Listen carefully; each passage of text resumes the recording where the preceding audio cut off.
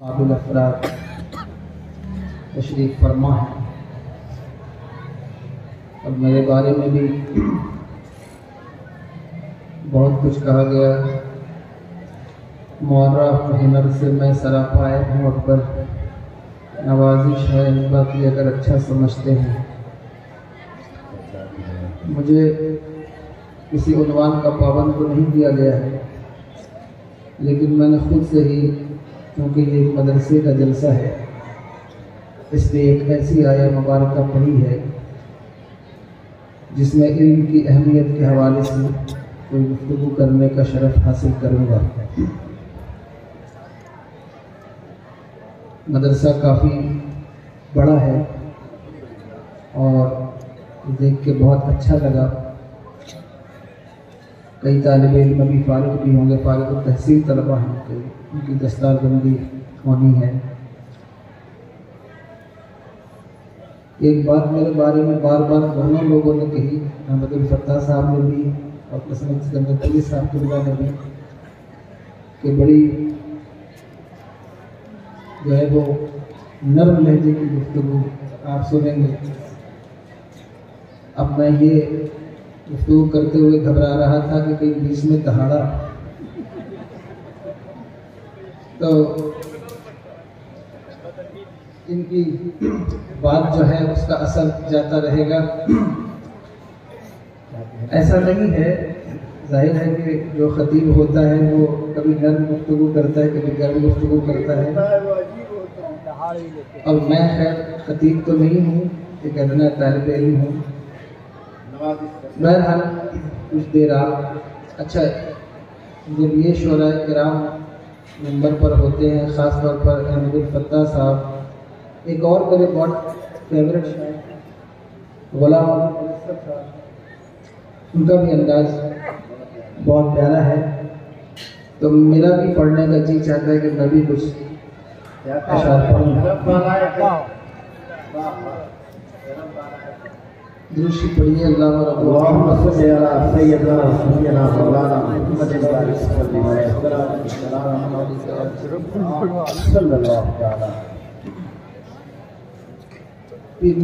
नसीब कलाम है, तीन शेर मुलाहिज़ा फरमा। गुलाम हश्र में, गुलाम हश्र में जब सैयदुल वरा के चले, गुलाम हश्र में जब सैयदुल वरा के चले, गुलाम हश्र में जब सैयदुल वरा के चले, गुलाम हश्र में जब सैयदुल वरा के चले,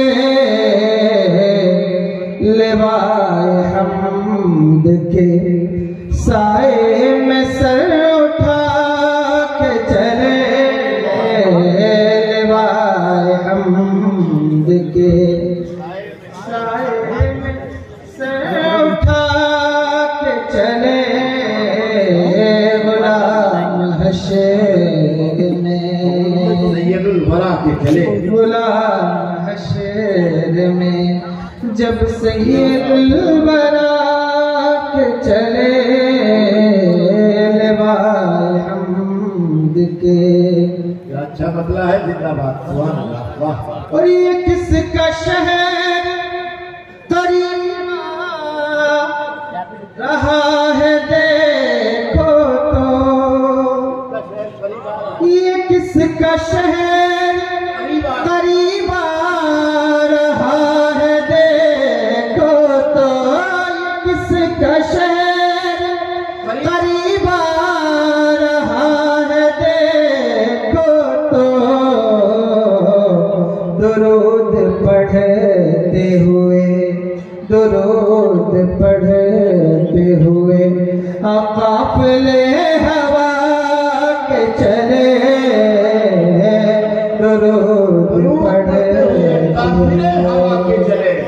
काफ़िले हवा के चले, गुलाम हश्र शेर जो मुझे इसमें बहुत पसंद है वो पेश करता हूँ। शराब हराम है ना, नशा हराम है या नहीं?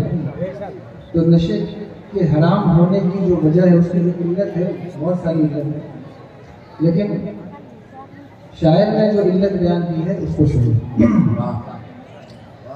नशे की इल्लत हुर्मत में ये भी था पहलू, नशे की इल्लत हुर्मत में ये भी था पहलू, नशे की इल्लत हुर्मत में ये भी था पहलू, के पुल से रात पे मोमिन न लड़खड़ा के चले,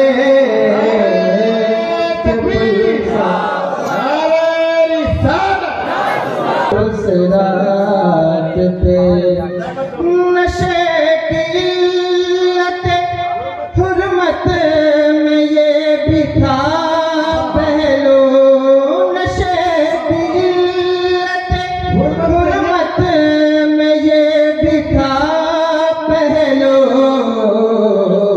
के पुल से रात पे मोमिन न लड़खड़ा के चले,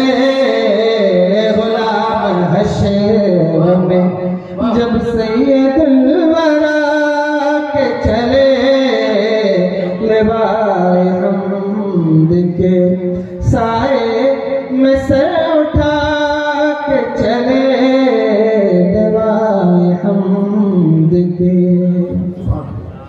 एक और शेर सुन लीजिए, आप अच्छा सुन लीजिए।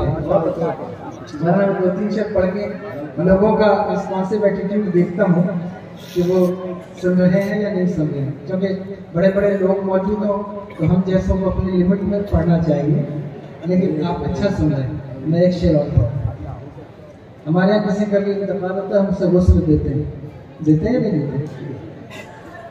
अच्छा, जब कोई पैदा होता है तो भी गुस्ल देते हैं।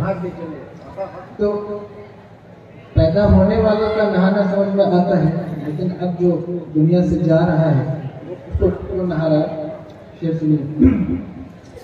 नजर बाल में पाकीज़गी पड़े उन पर, नजर बाल में पाकीज़गी पड़े उन पर,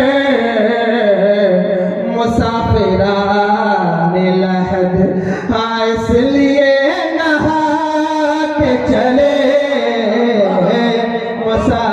मुसाफिराने लहद इसलिए नहा के चले, लेवाए हमद के साए में सर उठा के चले, गुलाम हशर में जब सैयदुल वरा के चले, लेवाए हमद।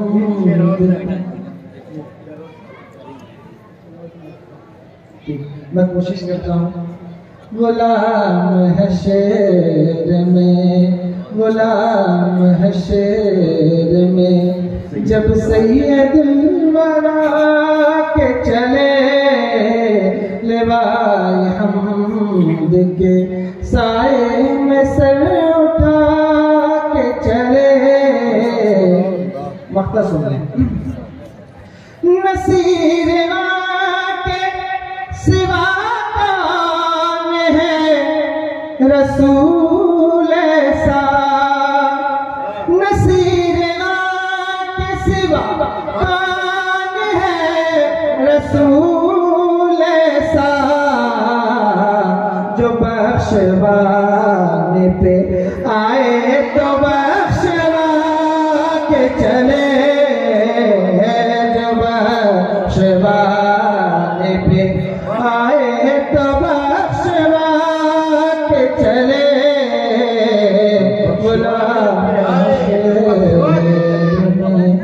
जब सैयदुल वरा के चले, लेवाए हमद के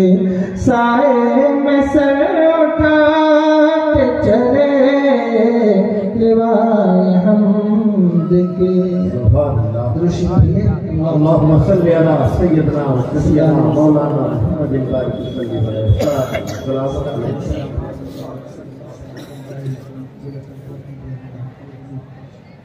मेरा ख्याल है कि 1.25 घंटा मुझे बोलना होगा, 15 मिनट गुजर गए हैं। मैंने जो आए मुबारक का पढ़ी, इल्म एक ऐसी शय है जो इंसान को दिगर मखलूक़ात से मुमताज़ करती है। आप मदरसे के जलसे में बैठे हैं,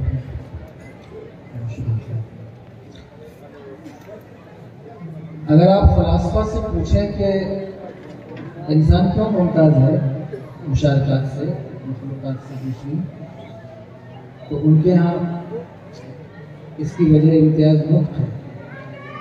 लेकिन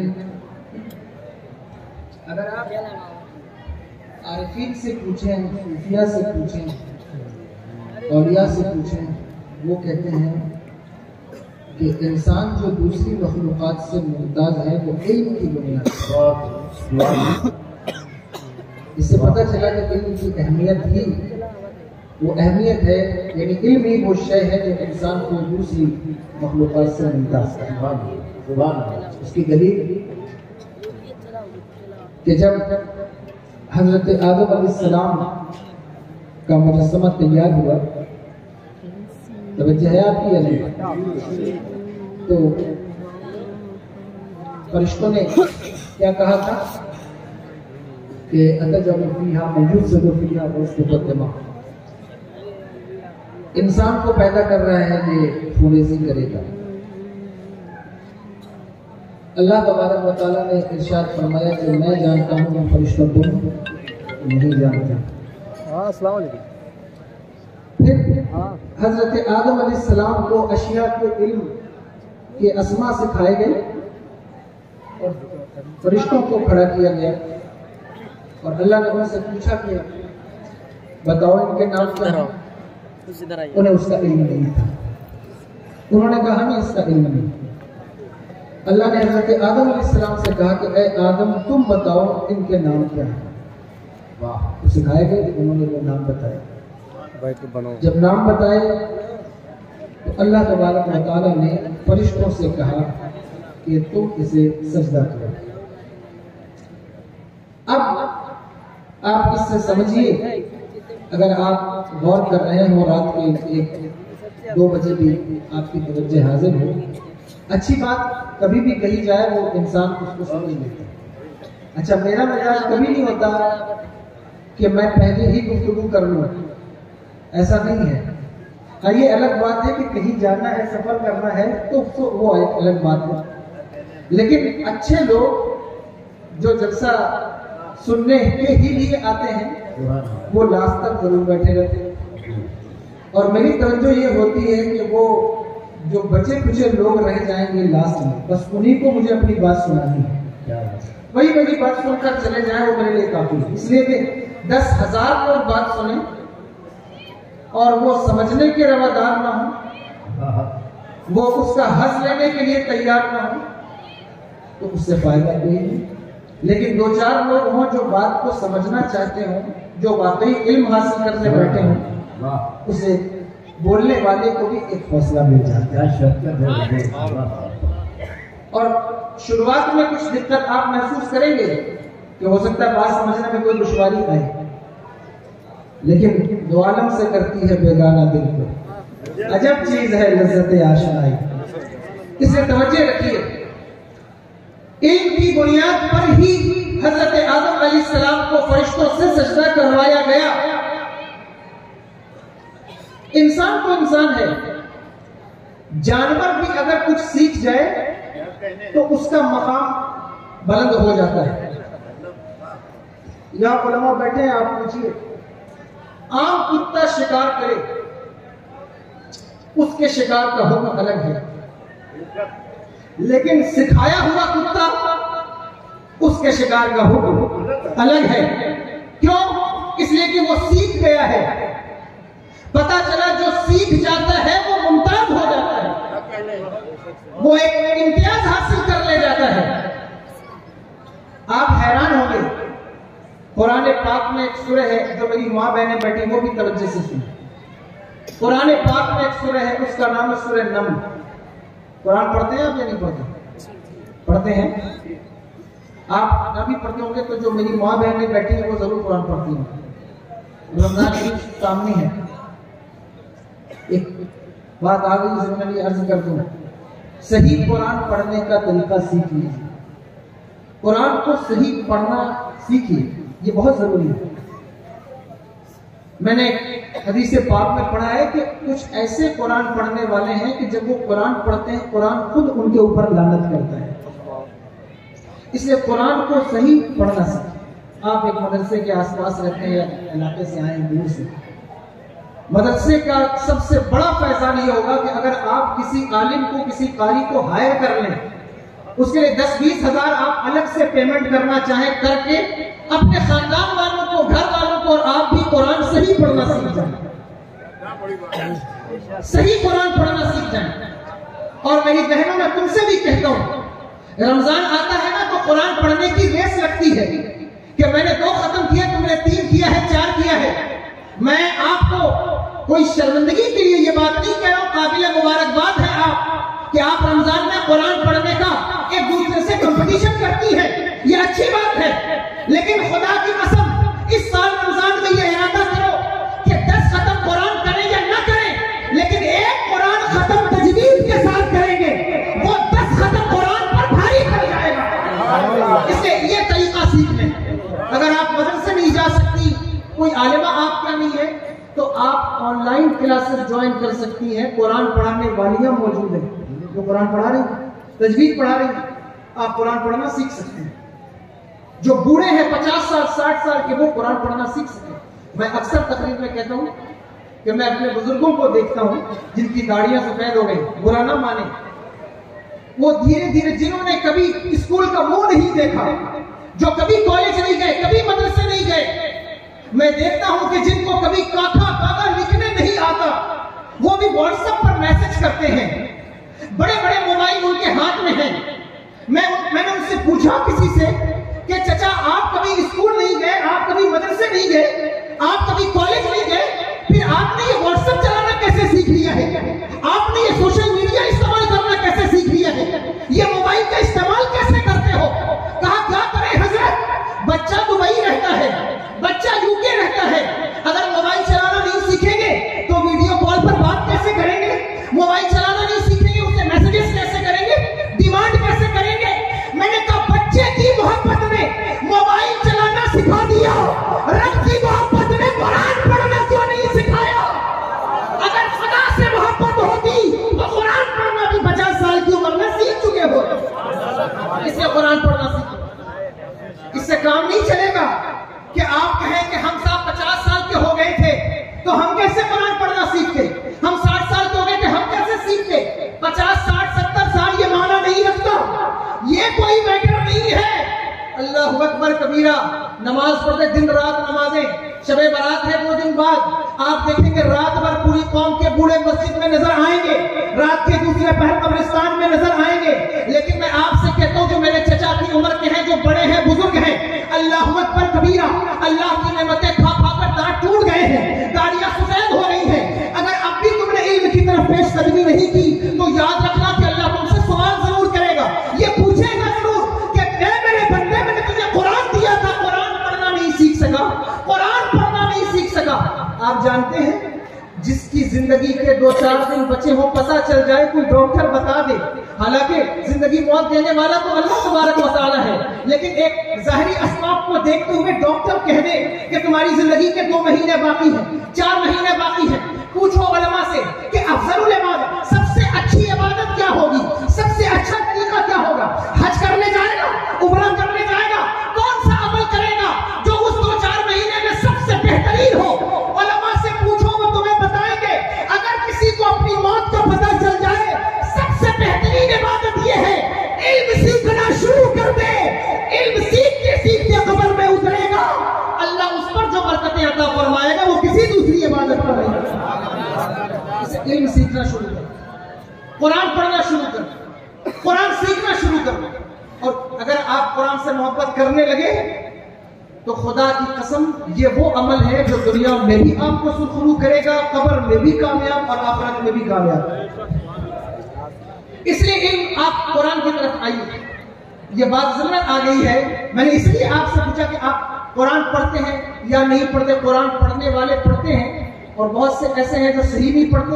जो सही पढ़ते हैं फिर वो समझते नहीं, उनको समझने की तौफीक नहीं है कि वो समझने बैठ जाए। देखिए ये आखिरी आप इधर देखें, मेरी तरफ तवज्जो रखें। रमजान शरीफ का महीना करीब है। जिस तरह आप तरावी सुनते हैं उस तरह आप किसी आलिम को हायर करके 10 दिन का दर्स कुरान करें, 15 दिन का दर्स कुरान करें। अगर आपने ये काम किया, आपके 10 साल के जलसों पर 25 दिन का दर्स कुरान भारी पड़ जाएगा।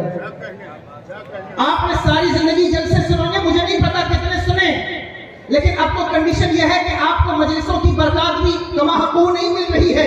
उसकी वजह यह है कि आप शायद उस अकीदत, उस मोहब्बत या उस कॉन्सेप्ट के साथ जलसे में नहीं आ रहे हैं। हर जलसा करने वाले को भी चाहिए, जलसे में आने वाले को भी चाहिए, वो अपनी नीयत का इस्तेहजार करे कि जलसे में आया क्यों है और फिर जलसे में बैठा क्यों है, जलसा कराया क्यों है। जो कमेटी वाले होते हैं, ये तो मदरसे का जलसा है, यहाँ सब उलमा मौजूद हैं, लेकिन आपसे कहता हूँ जब भी जलसा कराओ पहले नीयत का इस्तेहजार करो, जलसा क्यों किया जा रहा है। लोगों की नीयतें बदल गई हैं, यही वजह है। पहले साल में एक जलसा होता था, उसका असर पूरे इलाके पर पड़ता था, लेकिन अब साहब सुबह जलसा, दोपहर शाम को जलसा, सुबह में बड़ा खतीब, शाम को बड़ा खतीब, लेकिन आप देखिए उस जलसे का असर कुछ नहीं होता। उसकी वजह क्या है? वजह यह है हर कोई चाहता है कि जलसे में फला शख्स को बुलाएंगे, फला सैयद साहब आ जाएं, फला खतीब साहब आ जाएं, ताकि मेरे जलसे का नाम हो जाए। फला आए तो जलसा, फला ना आए तो जलसा नहीं। कितने ऐसे लोग हैं कि मेरी तारीख, मुझ जैसे हकीर की तारीख कैंसिल होने पर जलसा कैंसिल कर दिया। मैंने कहा क्यों कर दिया? कहा आप ही नहीं आते फिर जलसा करके क्या? मैंने कहा मेरी वजह से सिर्फ जलसा किया, क्या सैयद साहब आएंगे तो जलसा होगा? ये नीयत को बदलो, अपनी नीयत ये करो। सुना है आप हर आशिक के घर तशरीफ लाते हैं, मेरे घर में भी हो जाए जनाजा या रसूल अल्लाह। इस नीयत के साथ जलसा करोगे, उसकी बरकत तुम्हें मिलेगी। तो मैं नहीं जानता आपने कितने जलसे सुने हैं,